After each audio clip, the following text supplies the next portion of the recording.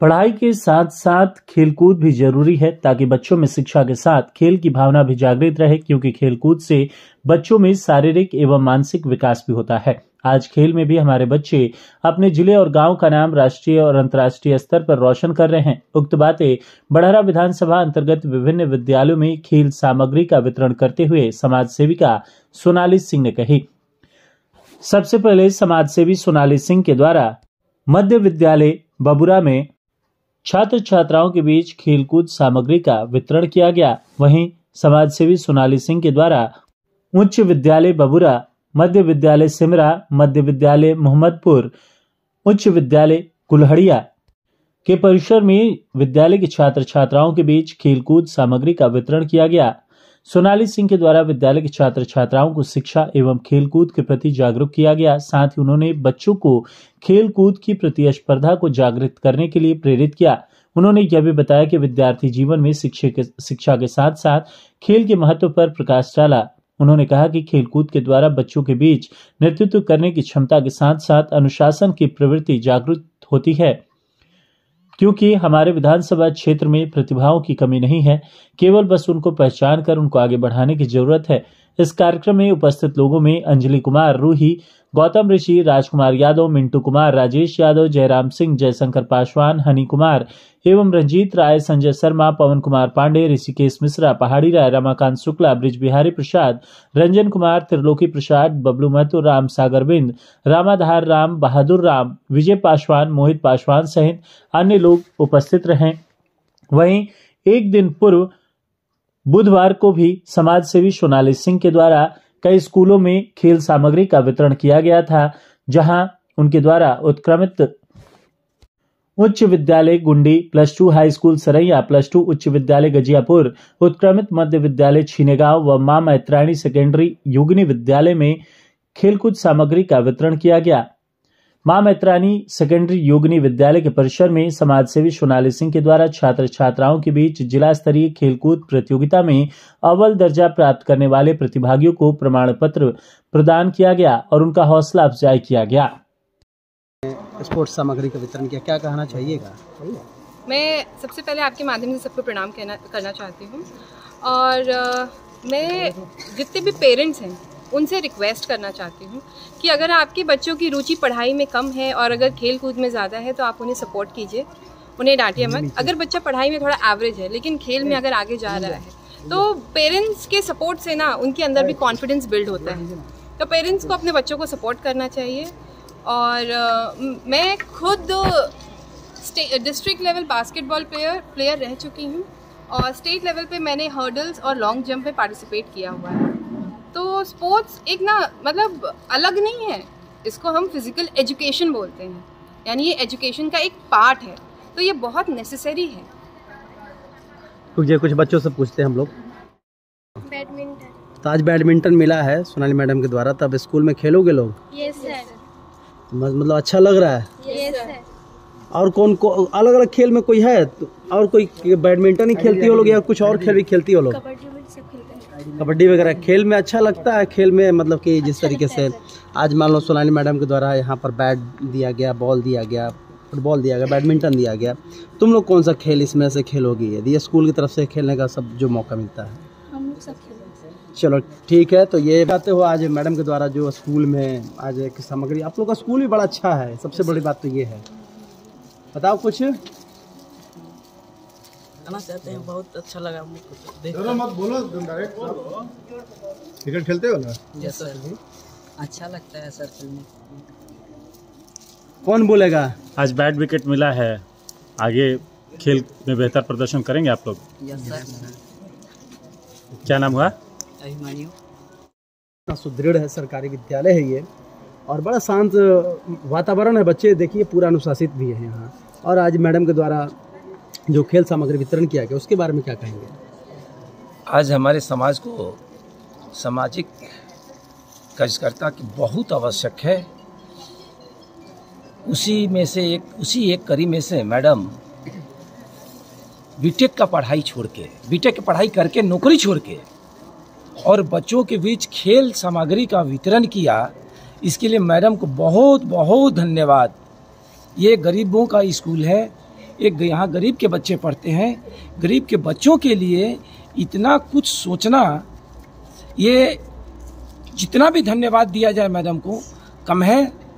मैं इस सराहनीय कार्य को मैडम को बहुत बहुत कोटि नमन करता हूँ।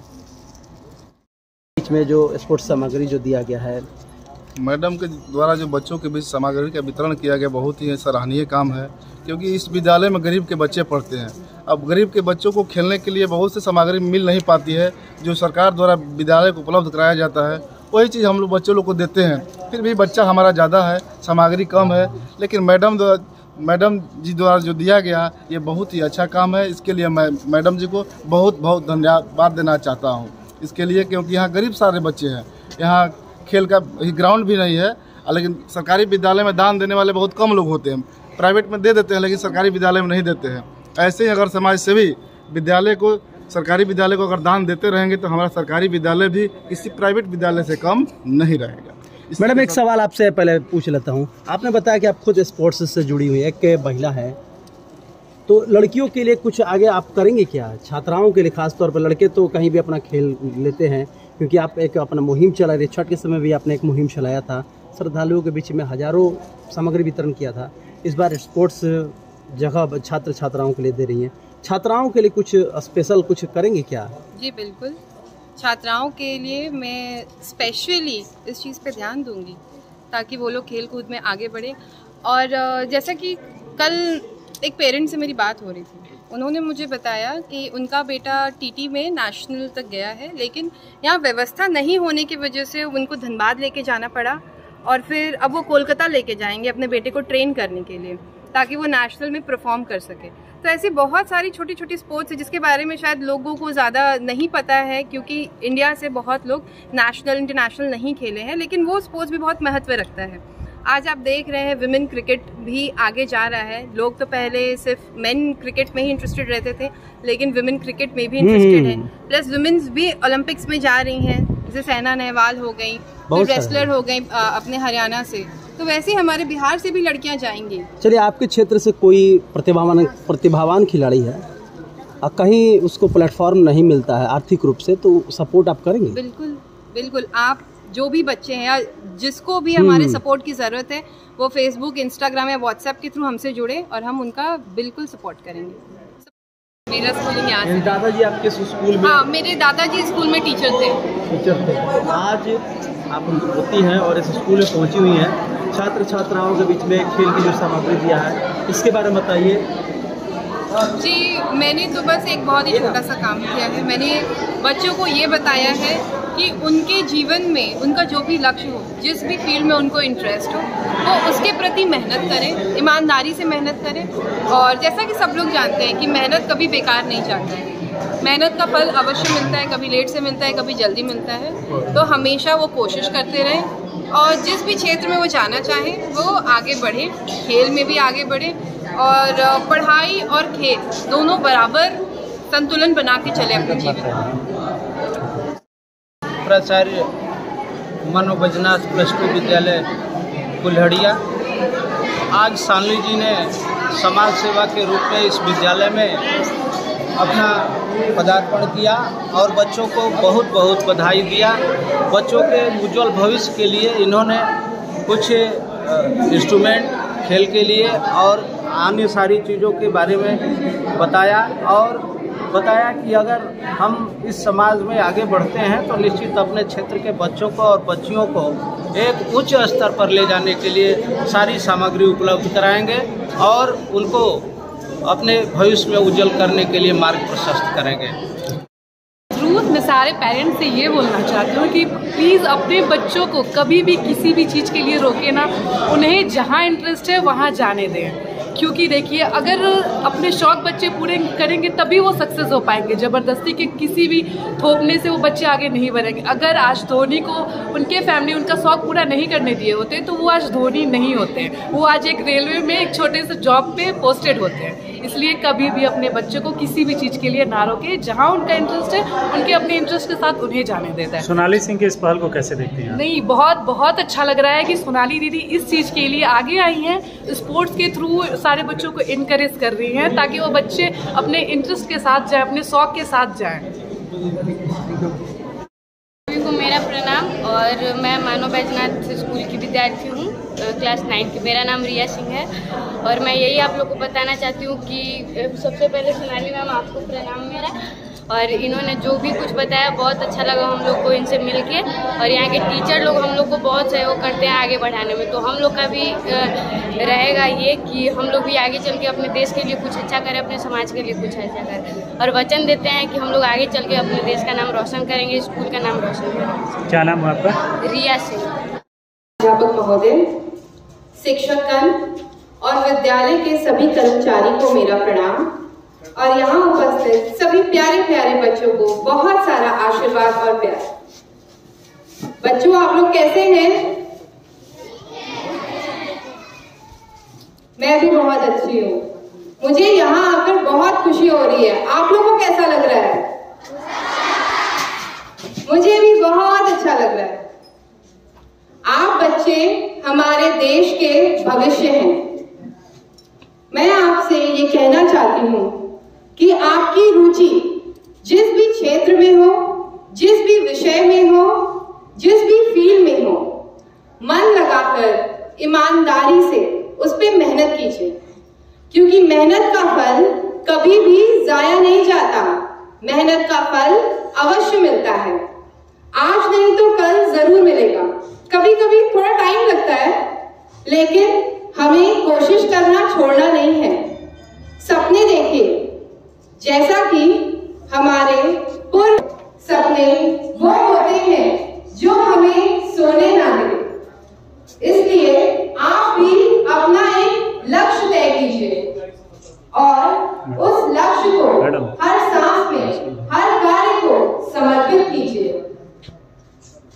हमें पता है कि सपनों की उड़ान में बहुत सी कठिनाइयां आती हैं, लेकिन हमें हिम्मत नहीं हारना है। हर सिचुएशन में पॉजिटिव थिंकिंग रखना है, क्योंकि पॉजिटिव थिंकिंग से हिम्मत मिलती है। कॉन्फिडेंस लेवल कभी कम नहीं होता है, हमारा आत्मविश्वास, मनोबल बना रहता है। अपने सपने को पूरा करने के लिए छोटे छोटे लक्ष्य चयन कीजिए और उन छोटे लक्ष्य के मदद से आप अपने सपने को जरूर हासिल कीजिएगा। अच्छा, हमने सुना है कि लोग कहते हैं पढ़ोगे लिखोगे बनोगे नवाब, खेलोगे कूदोगे होगे बेकार। आप लोग को क्या लगता है, सही बात है? हाँ, बिल्कुल सही बोला आपने, बिल्कुल नहीं। पढ़ोगे लिखोगे बनोगे नवाब, खेलोगे कूदोगे तो भी बनोगे नवाब। पढ़ाई के साथ साथ खेल कूद भी बहुत जरूरी है। खेल से हमारा मानसिक और शारीरिक स्वास्थ्य बना रहता है। आप देख रहे हैं आजकल खेल के माध्यम से हमारे देश का नाम कितना रोशन किया है भारत के बेटे बेटियों ने। पूरे वर्ल्ड में, पूरे विदेश में हमारे देश का नाम रोशन हुआ है खेल के जरिए। खेल से हमें बहुत कुछ सीखने को मिलता है।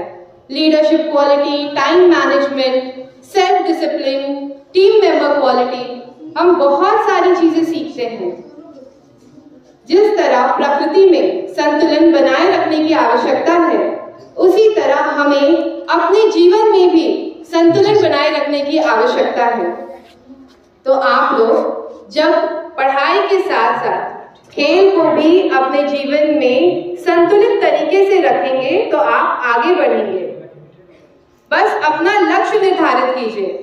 आज मैं खेल के लिए बोल रही हूँ, लेकिन अगर आपकी रुचि खेल में नहीं है, अगर आपकी रुचि ड्राइंग में है, सिंगिंग में है, डांस में है, उसको अपना लक्ष्य बनाइए।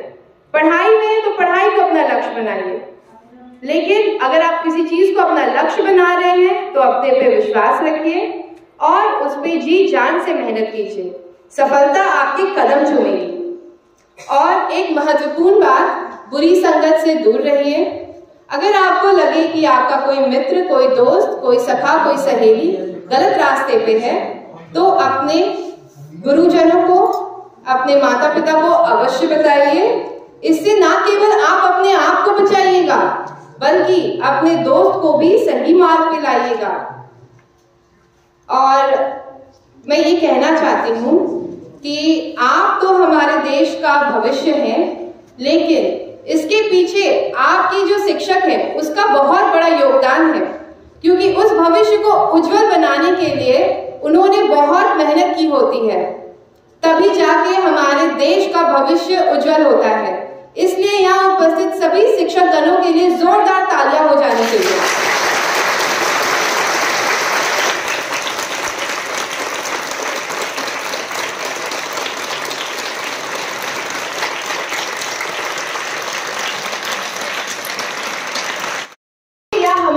गुरुजन है वो हमारे मार्गदर्शन करते हैं, तो उनका रिस्पेक्ट, उनकी इज्जत हमें हमेशा करनी चाहिए, चाहे हम कितने भी बड़े अफसर क्यों ना बन जाए। लेकिन जब हम अपने गांव आए, अपनी मिट्टी से जुड़े, वहां के बड़े बुजुर्गों का पैर छू के उन्हें प्रणाम करें। और जब आप अपने शिक्षक के पास जाके बोलिएगा ना कि सर हम आपकी कक्षा में पढ़ते थे, आप हमको बहुत पीटते थे, तो सर ना हंस के बोलेंगे, उनका छाती सीना उनका एकदम चौड़ा हो जाएगा और बोलेंगे ये मेरा ही बच्चा है जो आज अफसर बना है। तो जो हमारे गुरु होते हैं ना, वही मार्गदर्शन करते हैं। अंत में बस इतना ही कहना है कि आप लोग आगे बढ़िए, आपके उज्जवल भविष्य की कामना करती हूँ। अपने पे यकीन रखिए और जो भी आपको करना है, जिसमें भी आपका मन लगे, आप उस चीज को दिल से करिए, तो आप जरूर सफल होंगे। धन्यवाद। बच्चे अपनी कहानी खुद लिखेंगे। धन्यवाद।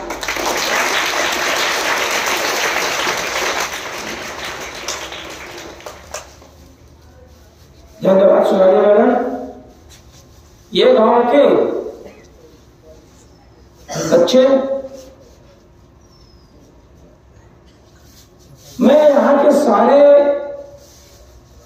शिक्षक साथ हेडमास्टर साहब को बहुत बहुत बधाई, इतना अच्छा विद्यालय को मेंटेन रखने के लिए। मेरा घर यहाँ से कुछ ही दूर है, लेकिन मैं सुनता था मोहम्मदपुर, आज हमको देखने का मिला। मैं भी कुल्हड़िया स्कूल में हूँ, मैं भी विद्यालय में मेहनत करता हूँ, लेकिन इस विद्यालय को देखने के बाद मैं बहुत पीछे हूँ। हमें डीओ साहब से बात हुई कि मैं इस आपके विद्यालय के एकदम पढ़ाई करेंगे।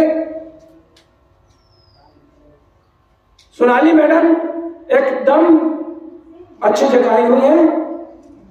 बच्चों को देखने से पता चल रहा है कि बच्चे अवश्य अच्छे करेंगे। अब बच्चों के कुछ खेल सामग्री दिया जाएगा। यह खेल सामग्री विद्यालय के प्रधानाध्यापक महोदय से मैं आग्रह करूंगा, कृपया 2-4 बच्चों को अपने साथ ले ले और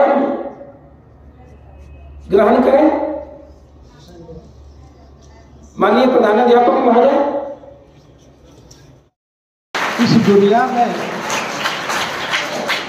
इस दुनिया में अपनी उन्नत करने वाले, अपना काम करने वाले तो बहुत सारे लोग हैं, लेकिन कुछ ऐसे हमारे बीच से महान विभूतियाँ आती हैं जो दूसरों के उपकार के बारे में सोचती हैं। परेशान उपकार परोपकार। अगर कोई परोपकार के लिए समाज में अपना कदम बढ़ाता है तो उससे महान कोई नहीं होता है। और आज के दुनिया में, आज के हमारे समाज में हम लोगों के बीच की सोनाली जी हम लोगों के विकास के लिए तत्पर हैं। इसके लिए मैं बार बार इनको धन्यवाद ज्ञापन करता हूं और आशा नहीं पूरा विश्वास करता हूं कि जिस ओर ही कदम बढ़ा रही हैं, निश्चित रूप से उधर उजाला होगा और भविष्य में हम लोगों के साथ, हम लोग इनके साथ कदम से कदम मिलाकर चलेंगे और इनके उज्जवल भविष्य की कामना करेंगे। वेदों में भी कहा गया है, यत्र नार्यस्तु पूज्यन्ते रमन्ते तत्र देवता। अब हम लोगों के सामने ये साक्षात देवी के रूप में आएंगी और हम लोग ये आशा करते हैं कि आने वाले कल में निश्चित रूप से हम इनको एक कीर्तिमान के रूप में देखें और हम लोगों के पूरे जितने समाज के यहाँ क्षेत्र के बच्चे और बच्चियाँ हैं उनके कल्याण के बारे में ही सोचेंगी। इन्हीं शब्दों के साथ मैं अपने वाणी को विराम देता हूँ और इस सभा को समाप्त करने की घोषणा करता हूँ। जय हिंद, जय भारत।